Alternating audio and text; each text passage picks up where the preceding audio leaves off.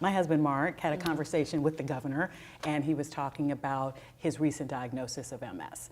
And the governor shared with him that this is something that we live with. So this is where this question is coming from.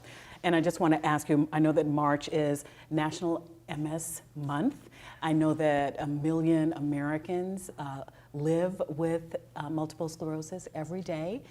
You are one of them. How do you manage that diagnosis with your really busy schedule?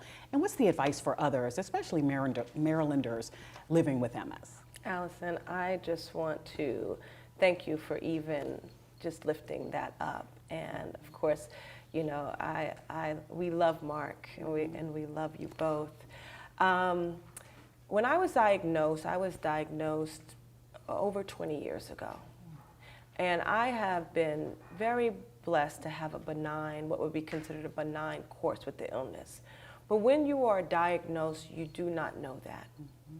And I went through a very difficult diagnosis process because at that age, I think part of it is that no one wants to give you that diagnosis and you're hoping that it's something else, and you having gone through it, it's a differential diagnosis.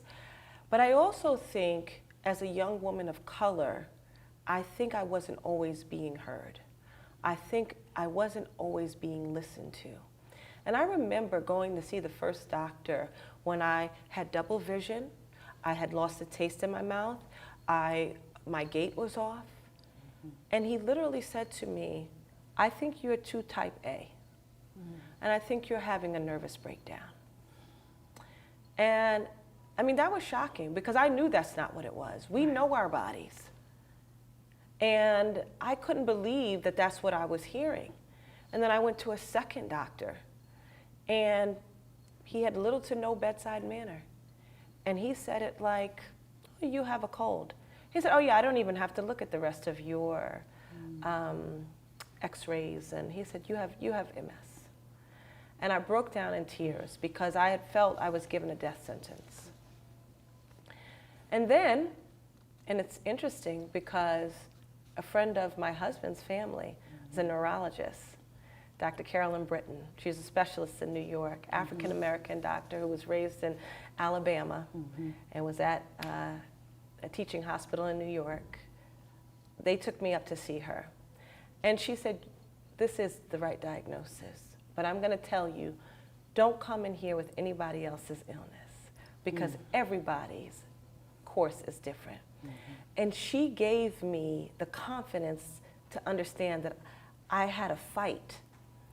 And then my husband, as you said, who has declared March MS month, who presented a proclamation on that. My sister-in-law, his baby sister, also lives with MS.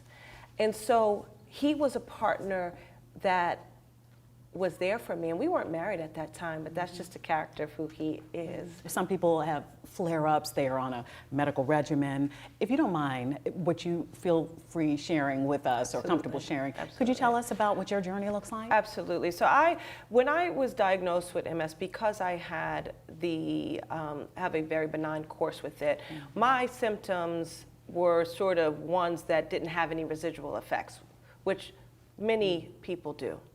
It can be a very debilitating illness. And so I sort of lived a little bit quiet about my illness because I had that privilege.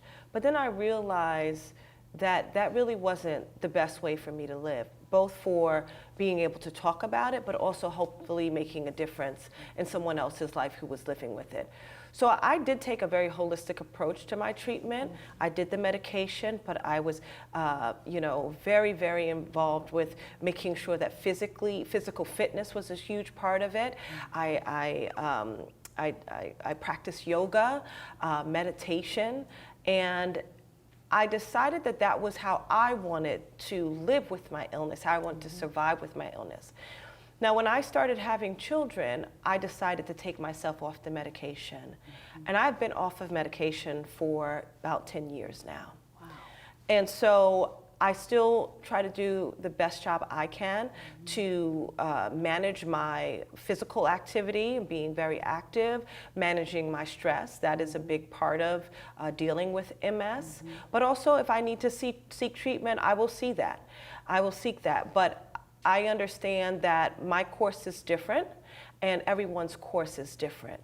And so what I'm thankful for is now that there's so much awareness around MS. There's so many great treatments around MS. So people are living very full lives with MS. And so I know that it's a very difficult diagnosis, but it is definitely one that you can survive with and you can thrive with.